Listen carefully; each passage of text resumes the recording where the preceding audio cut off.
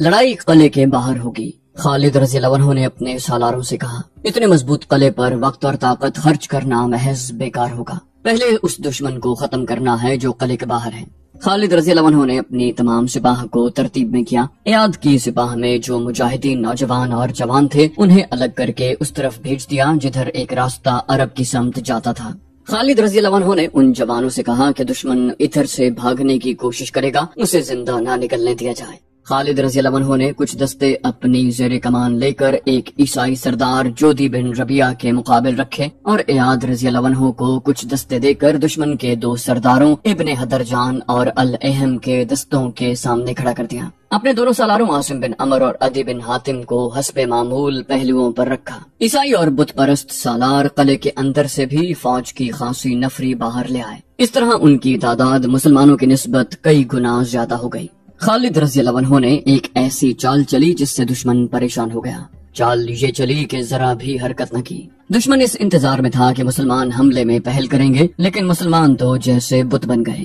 عیسائی سردار لڑائی کے لیے بےتاب ہو رہے تھے۔ جب بہت سا وقت گزر گیا اور مسلمانوں نے دشمن کی للکار کا بھی کوئی جواب نہ دیا تو دشمن نے ایاد رضی اللہ عنہ کے دستوں پر حملہ بول دیا۔ اس کے ساتھ ہی جودی نے خالد رضی اللہ عنہ کے دستوں پر حملہ کر دیا۔ خالد رضی اللہ عنہ نے اپنے سالاروں کو جو ہدایات دے رکھی تھی ان کے مطابق مجاہدین کے دستوں میں دشمن کو اپنی طرف آتا دیکھ کر بھی کوئی حرکت نہ ہوئی۔ دشمن اور زیادہ جوش میں آ گیا۔ جب دشمن کے سپاہی مسلمانوں کی صفوں میں آئے تو مسلمانوں نے انہیں رستہ دے دیا۔ یہ ایسے ہی تھا جیسے گھوسا کسی کو مارو اور وہ آگے سے ہٹ جائے۔ فوراً ہی عیسائیوں اور بت پرستوں کو احساس ہو گیا کہ وہ تو مسلمانوں کے پھندے میں آ گئے ہیں۔ خالد رضی اللہ عنہ نے اپنے محافظوں کے ساتھ عیسائیوں اور بت پرستوں کے سب سے بڑے سالار جودی بن ربیعہ کو گھیرے میں لے لیا۔ اس کے خاندان کے چند ایک جوان اس کے ساتھ تھے، وہ تو کٹ گئے اور جودی کو زندہ پکڑ لیا گیا۔ خالد رضی اللہ عنہ نے اپنے لشکر کو ایسے ترتیب میں رکھا جو دشمن کے لیے پھندا تھا۔ دشمن کے سپاہی جدھر کو بھاگتے ادھر مسلمانوں کی تلواریں اور برچیاں ان کا راستہ روکتی۔ آخر وہ قلعے کی طرف بھاگے مگر دروازہ بند تھا۔ مسلمان اوپر آ گئے اور دیکھتے ہی دیکھتے دروازے کے سامنے عیسائیوں اور بت پرستوں کی لاشوں کا انبار لگ گیا۔ ایک دروازہ اور بھی تھا۔ اپنے آدمیوں کو پناہ میں لینے کے لیے قلعے والوں نے دروازہ کھول دیا۔ عیسائی اور بت پرست بھاگ کر دروازے میں داخل ہونے لگے، لیکن مسلمان تو جیسے ان کے ساتھ چپکے ہوئے تھے۔ اس طرح صورت یہ پیدا ہو گئی تھی کہ دشمن کا ایک آدمی اندر جاتا تو دو مسلمان اس کے ساتھ اندر چلے جاتے۔ عیسائیوں اور بت پرستوں کا شیرازہ بکھر چکا تھا۔ مسلمان قلعے میں داخل ہو گئے تھے۔ اب جو کچھ ہو رہا تھا وہ لڑائی نہیں تھی، وہ عیسائیوں اور بت پرستوں کا قتل عام تھا۔ خالد رضی اللہ عنہ چاہتے کہ قتل عام کا یہ سلسلہ جاری رہے۔ یہ اگست 633 عیسوی کے آخر جمادی الاخر 12 ہجری کے وسط کے دن تھے۔ خالد رضی اللہ عنہ نے جودی بن ربیعہ اور اس کے تمام ساتھی سالاروں اور سرداروں کو سزائے موت دے دی۔ دومت الجندل مسلمانوں کے زیر نگین آ گیا۔ اسلام دشمن طاقتیں ختم ہونے میں نہیں آتی تھیں۔ ایران کے آتش پرستوں کو جس طرح اسلام کے علمبرداروں نے شکست پہ شکست دی اور جتنا جانی نقصان انہیں پہنچایا تھا اتنا کوئی قوم برداشت نہیں کر سکتی تھی، لیکن وہاں صرف آتش پرست نہیں تھے۔ تمام غیر مسلم قبیلے جن میں اکثریت عرب عیسائیوں کی تھی ان کے ساتھ تھے۔ آتش پرستوں نے اب ان قبیلوں کو آگے کرنا شروع کر دیا تھا جیسے مہران بن بہرام نے عین التمر میں کیا تھا۔ آتش پرستوں کے سالار میدان جنگ سے بھاگ بھاگ کر مدائن میں اکٹھے ہوتے جا رہے تھے۔ ان کے نامور سالار بہمن جازویہ نے جب مہران بن بہرام کو اپنی فوج کے ساتھ آتے دیکھا تو اسے اتنا صدمہ ہوا تھا کہ اس پر خاموشی طاری ہو گئی۔ مہران نے اسے کہا تھا، مت گھبرا بہمن، دل چھوٹا نہ کر، آخر فتح ہماری ہوگی، میں شکست کھا کر نہیں آیا، شکست بدوی قبیلوں کی ہوئی ہے۔ سالار بہمن جازویہ نے کہا، اور تو لڑے بغیر آ گیا ہے، تو اتنا بڑا شہر اپنے دشمن کی جھولی میں ڈالا ہے، تو خوش قسمت ہے کہ تجھے یہاں سزا دینے والا کوئی نہیں۔ سزا دینے والے آپس میں لڑ رہے ہیں، وہ جانشینی پر ایک دوسرے کے خون بہا رہے ہیں۔ مہران نے طنزیہ لہجے میں کہا، بہمن، کیا تو مجھے سرزنش کر رہا ہے؟ کیا تو مسلمانوں سے شکست کھانے والوں میں سے نہیں؟ اگر تو میدان میں جم جاتا تو آج مدینے والے یوں ہمارے سر پر نہ بیٹھتے۔ شکستوں کی ابتدا تجھ سے ہوئی ہے، میری تعریف کر کے میں اپنے لشکر کو بچا کر لے آیا ہوں، میں اسی لشکر سے مسلمانوں کو شکست دوں گا۔ مدائن میں اس وقت جو لشکر جمع ہو چکا ہے اسے ہم ایک فیصلہ کن جنگ کے لیے تیار کریں گے۔ اس وقت مدائن میں فارس کے جتنے بھی نامور سالار تھے وہ سب خالد رضی اللہ عنہ سے شکست کھا کر آئے تھے۔ انہوں نے اسے ذاتی مسئلہ بنا لیا تھا، ورنہ وہاں حکم دینے والا کوئی نہ تھا۔ حکم دینے والے شاہی خاندان کے افراد تھے جو تخت کی وراثت کے لیے جوڑ توڑ میں لگے ہوئے تھے۔ وہ سالاروں کو بھی اپنی سازشوں میں استعمال کرنا چاہتے تھے، لیکن سالار فارس کی شہنشاہی کے تحفظ کو اپنا فرض سمجھتے تھے۔ یہ چند ایک سالار ہی تھے جنہوں نے مدائن کا بھرم رکھا ہوا تھا، ورنہ کسرا کی بنیادیں ہل چکی تھیں اور یہ عمارت زمیں بوس ہوا ہی چاہتی تھی۔ اس وقت خالد رضی اللہ عنہ مدائن سے کم و بیش 400 میل دور دومت الجندل میں تھے۔ آتش پرستوں اور عیسائیوں کو ابھی معلوم نہ تھا۔ وہ سمجھتے تھے کہ خالد رضی اللہ عنہ عین التمر میں ہیں۔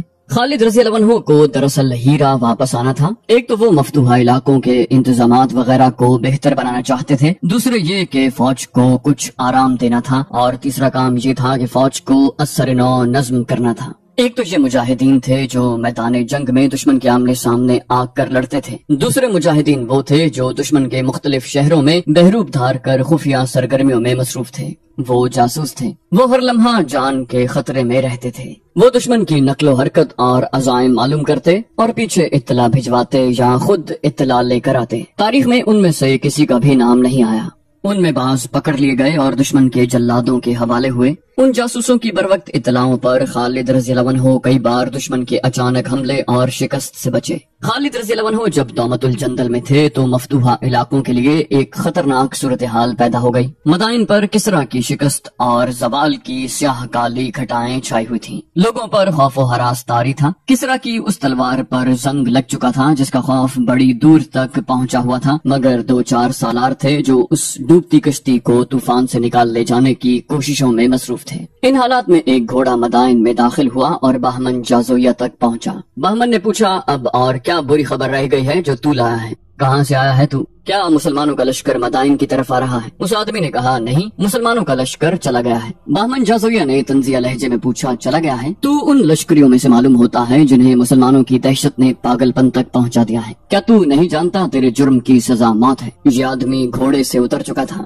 اس کی اطلاع پر بہمن جازویہ باہر آ گیا۔ اس نے اس آدمی کو اندر لے جا کر عزت سے بٹھانے کے قابل نہیں سمجھا تھا۔ سزائے موت کا سنتے ہی اس آدمی نے گھوڑے کی باگ چھوڑ دی اور تیزی سے آگے ہو کر سالار بہمن جازویہ کے قدموں میں بیٹھ گیا۔ اس نے گھبرائی ہوئی ملتجی آواز میں کہا، میں عین التمر سے آیا ہوں۔ بے شک میں شکست کھانے والوں میں سے ہوں، لیکن ان میں سے بھی ہوں جو شکست کو فتح میں بدلنا چاہتے ہیں۔ پہلے وہ بات سن لیں جو میں بتانے آیا ہوں، پھر میرا سر کاٹ دینا، لیکن میری بات کو ٹالو گے تو یہ نہ بھولنا کہ تم میں سے کسی کا بھی سر مسلمانوں کے ہاتھوں سلامت نہیں رہے گا۔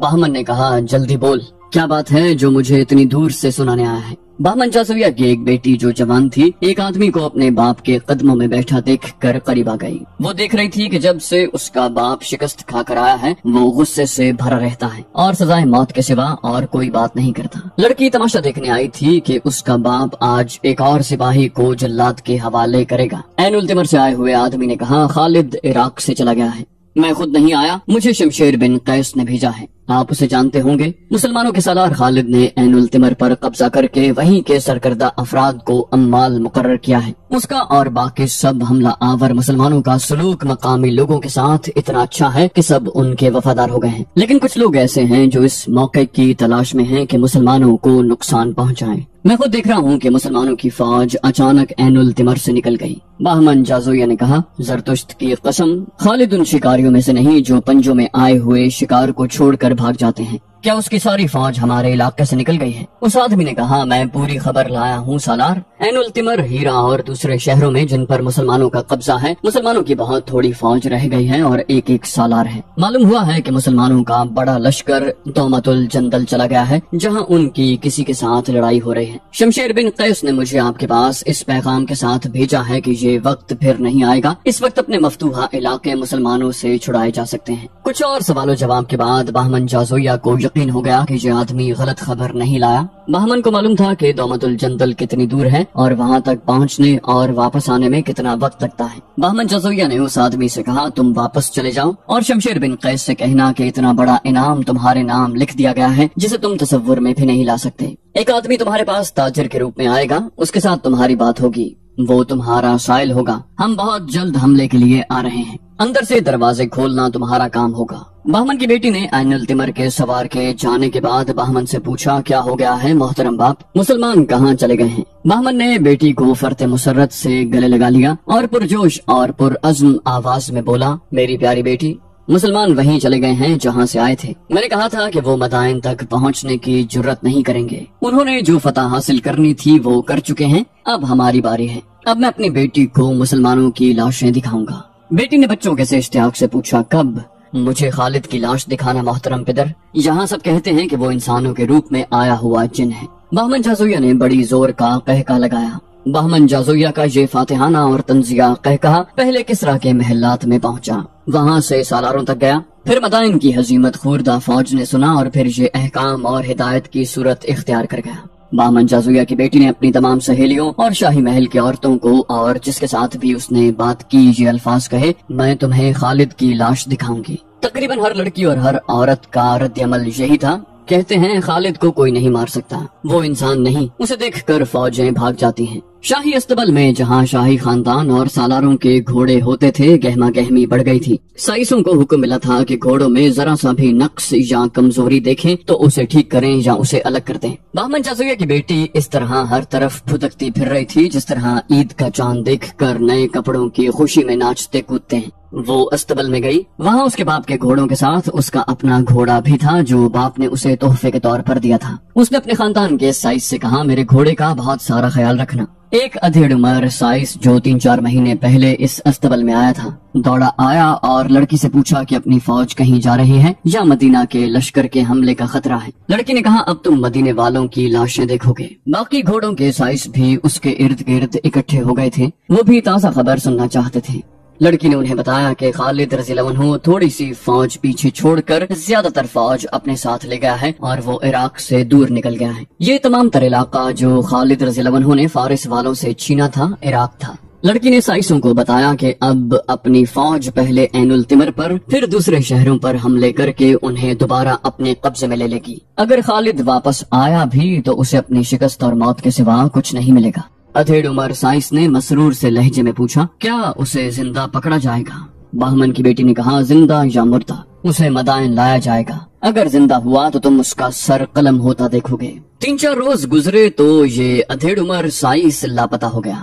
اسے سب عیسائی عرب سمجھتے تھے، ہنسمکھ اور ملنسار آدمی تھا۔ صرف ایک سائس نے اس کے متعلق بتایا تھا کہ وہ کہتا تھا کہ وہ اپنے قبیلے میں واپس جانا چاہتا ہے جہاں وہ قبیلے کی فوج میں شامل ہو کر مسلمانوں کے خلاف لڑے گا۔ وہ اپنے خاندان کے ان مقتولین کا انتقام لینا چاہتا تھا جو 2 جنگوں میں مسلمانوں کے ہاتھوں مارے گئے تھے۔ جس وقت شاہی استبل میں اس سائس کی غیر حاضری کے متعلق باتیں ہو رہی تھی، اس وقت وہ مدائن سے دور نکل گیا۔ مدائن سے وہ شام کو نکلا تھا جب شہر کے دروازے ابھی کھلے تھے۔ اس کے پاس اپنا گھوڑا تھا، کسی کو بھی نہیں معلوم تھا کہ وہ عیسائی نہیں مسلمان تھا، اور وہ اسی علاقے کا رہنے والا تھا جس پر ایران کے آتش پرستوں کا قبضہ رہا تھا۔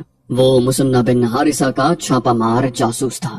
اس نے مدائن میں جا کر شاہی استبل کی نوکری حاصل کر لی تھی۔ بہمن جازویہ کی بیٹی سے اس نے عراق سے خالد رضی اللہ عنہ اور ان کے لشکر کی روانگی اور مدائن کے سالاروں کے عزائم کی تفصیل سنی تو وہ اسی شام مدائن سے نکل آیا۔ یہ اطلاع بہت قیمتی تھی۔ سورج نے غروب ہو کر جب اس کے اور مدائن کی شہر پناہ کے درمیان سیاہ پردہ ڈال دیا تو اس مسلمان جاسوس نے گھوڑے کو ایڑ لگا دی۔ اس کی منزل انبار تھی جہاں تک وہ اڑ کر پہنچنے کی کوشش میں تھا۔ جہاں گھوڑا تھکتا محسوس ہوتا وہ اس کی رفتار کم کر دیتا۔ صرف ایک جگہ اس نے گھوڑے کو پانی پلایا۔ اگلے روز کا سورج افق سے اٹھایا تھا جب وہ انبار میں داخل ہوا اور کچھ دیر کے بعد وہ سالار زبرقان بن بدر کے پاس بیٹھا ہوا تھا۔ وہ ہانپ رہا تھا۔ اس نے ہانپتے ہوئے سنایا کہ مدائن میں کیا ہو رہا ہے۔ اس نے سالار زبرقان سے کہا، میں اسی روز آ جاتا جس روز مجھے بہمن کی بیٹی سے یہ خبر ملی تھی، لیکن میں وہاں 3 دن یہ دیکھنے کے لیے رکا رہا کہ دشمن کیا کیا تیاریاں کر رہے ہیں اور وہ سب سے پہلے کہاں حملہ کریں گے۔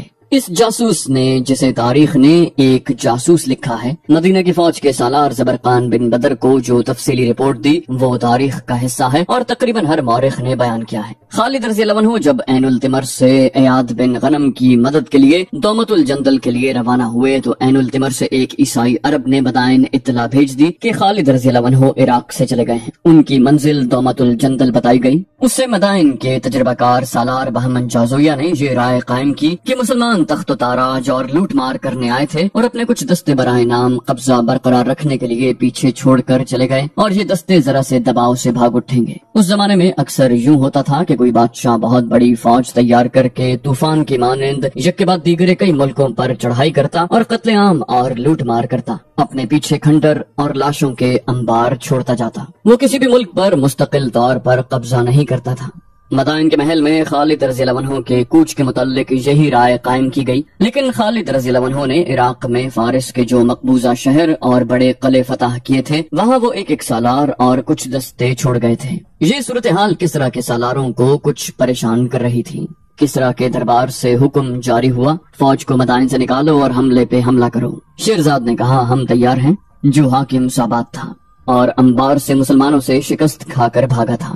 مہران بن بہرام نے کہا جو عین التمر کا بھگوڑا تھا ہم بالکل تیار ہیں۔ بہمن جازویہ نے جو تجربہ کار سالار تھا کہا مگر لشکر تیار نہیں۔ شکست تو اس نے بھی کھائی تھی لیکن اس نے کچھ تجربہ بھی حاصل کیا تھا۔ کسریٰ کے اس وقت کے جانشین نے کہا کیا کہہ رہے ہو بہمن؟ کیا ہم نے اس لشکر کو اس لیے پالا تھا کہ شکست کھا کر ہمارے پاس بھاگ آئے اور ہم ان سپاہیوں اور کمانداروں کو سانڈوں کی طرح پالتے رہیں؟ بہمن جازویہ نے کہا اگر ان سپاہیوں اور کمانداروں کو سزا دینی ہے تو آج ہی کوچ کا حکم دے دیں، اپنے لشکر کی حالت مجھ سے سنیں۔ اس نے اپنے لشکر کی جو کیفیت بیان کی وہ مورخوں اور بعد کے جنگی مبصروں کے الفاظ میں یوں تھی کہ فارس کی اس جنگی طاقت کے پرانے اور تجربہ کار سپاہیوں کی بیشتر نفری مسلمانوں کے ہاتھوں 4-5 جنگوں میں ماری جا چکی تھی، یا جسمانی لحاظ سے معذور بلکہ اپاہج ہو گئی تھی۔ خاصی تعداد جنگی قیدی تھی اور لشکر کے جو سپاہی اور ان کے کماندار بچ گئے تھے وہ ذہنی معذور نظر آتے تھے۔ 3 الفاظ مدینہ، خالد بن ولید اور مسلمان ان کے لیے خوف کا باعث بن گئے تھے۔